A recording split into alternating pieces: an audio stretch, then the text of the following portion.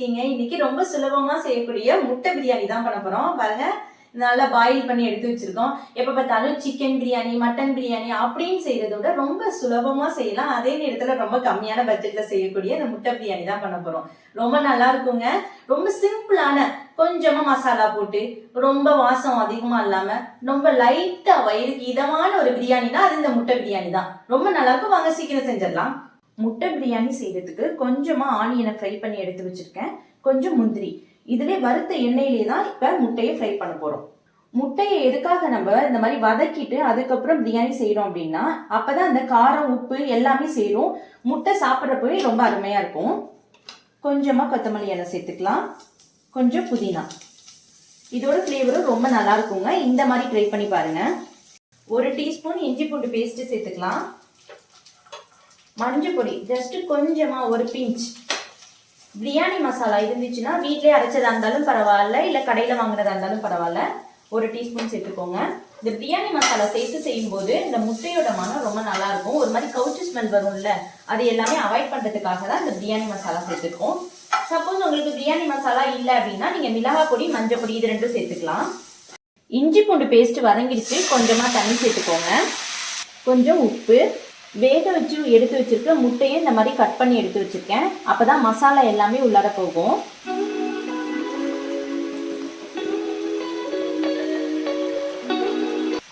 இது எல்லாத்தையும் சேர்த்து பொறுமையா அப்படியே திருப்பி விடுங்க.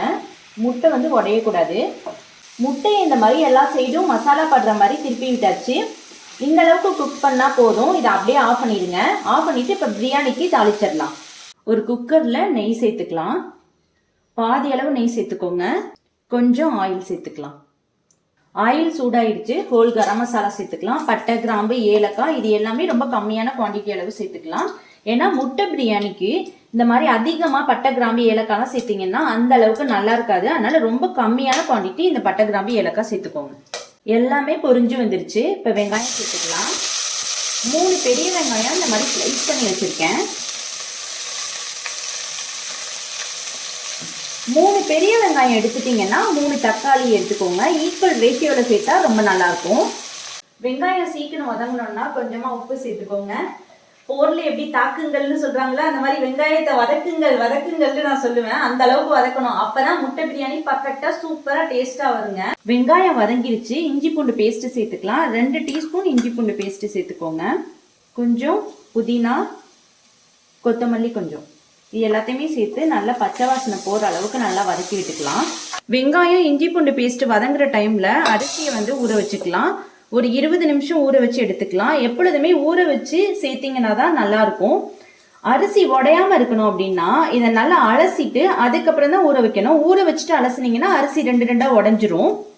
இஞ்சி பூண்டு பேஸ்ட் நல்லா வதங்கிருச்சு. தக்காளி சேர்த்துக்கலாம். இந்த மாதிரி நல்லா நைஸா கட் பண்ணிட்டு சேர்த்துக்கோங்க. அப்பதான் சீக்கிரமே வதங்கும். அப்படியே 3 பச்சை மிளகாயும் சேர்த்துடலாம். தக்காளி வதங்கிடுச்சு. 1 டீஸ்பூன் மிளகாய் பொடி சேர்த்துக்கலாம். 1/2 டீஸ்பூன் கரம் மசாலா சேர்த்துக்கலாம். இது எல்லாம் சேர்த்து ஒரு தடவை நல்லா மிக்ஸ் பண்ணி விட்டுருங்க. லோ ஃப்ளேம்ல வச்சுதான் மிக்ஸ் பண்ணி விடணும். நீங்க மஞ்சள் பொடி, மல்லிப்பொடி இது எல்லாமே சேர்க்காம வெறும் மிளகாய் பொடி மட்டும் சேர்த்து செய்யுங்க. ரொம்ப சிம்பிளாவும் இருக்கும், லைட்டா இருக்கும், சாப்பிட்றதுக்கும் ரொம்ப சூப்பரா இருக்கும். 50 ml தயிர் சேர்த்துக்கலாம். நல்லா கெட்டி தயிரா சேர்த்துக்கோங்க. கொஞ்சம் புளிப்பா இருக்கணும். இந்த தயிரை மசாலாவோட நல்லா மிக்ஸ் பண்ணி விட்டுடலாம். இதுல முந்திரி, கசகசா கூட நீங்க அரைச்சு போடலாம். இல்லைன்னா முந்திரி பருப்பு தனியா வறுத்து போட்டா அதுவும் நல்லா இருக்கும். தயிர் போட்டு நல்லா வதக்கி விட்டாச்சு. எண்ணெயெல்லாம் பிரிஞ்சு வந்துருச்சு. இந்த ஸ்டேஜ்ல தண்ணி சேர்த்துக்கலாம். நான் 1/2 கிலோ அரிசி எடுத்திருக்கேன். அதுக்கு தகுந்த தண்ணி சேர்த்துக்கலாம். இப்ப 1 படி அரிசி எடுத்துட்டீங்கன்னா அதுல 1.5 படி தண்ணி சேர்க்கணும். எதால நீங்க அரிசி எடுத்திருக்கீங்களோ அதுல 1.5 தண்ணி சேர்த்துக்கலாம். தண்ணி கொதிச்ச பிறகுதான் நம்ம அரிசி போடணும். பாருங்க எவ்வளவு தண்ணியா இருக்குன்னு. தேங்காய் பால் எதுவுமே சேர்க்கல, ஆனா ரொம்ப சூப்பரா இருக்கும். தண்ணி நல்லா கொதிச்சு வந்துருச்சு. இந்த ஸ்டேஜ்ல அரிசி சேர்த்துக்கலாம். நல்லா வடிகட்டிட்டு சேர்த்துக்கோங்க. அரிசி போட்ட பிறகு செக் பண்ணி பாருங்க. உப்பு கம்மியா இருந்தா இந்த ஸ்டேஜ்ல உப்பு சேர்த்துக்கோங்க. அரிசி போடுறதுக்கு முன்னாடி உப்பு போட்டீங்கன்னா அந்த அளவுக்கு கரெக்டா தெரியாது. இப்ப நல்லா மிக்ஸ் பண்ணி விட்டுடலாம்.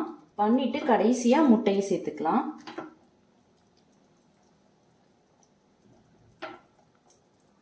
கடைசியா புதினா சேர்த்துக்கோங்க.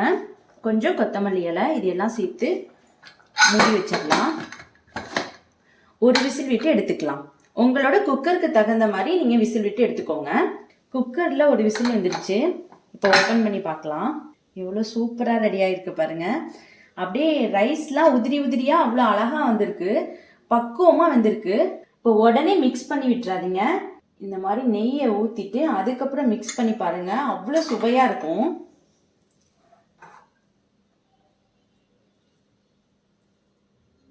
பாருங்க எவ்வளோ உதிரி உதிரியாக வந்திருக்குன்னு. கொஞ்சம் கூட ரைஸ் உடையவே இல்லை.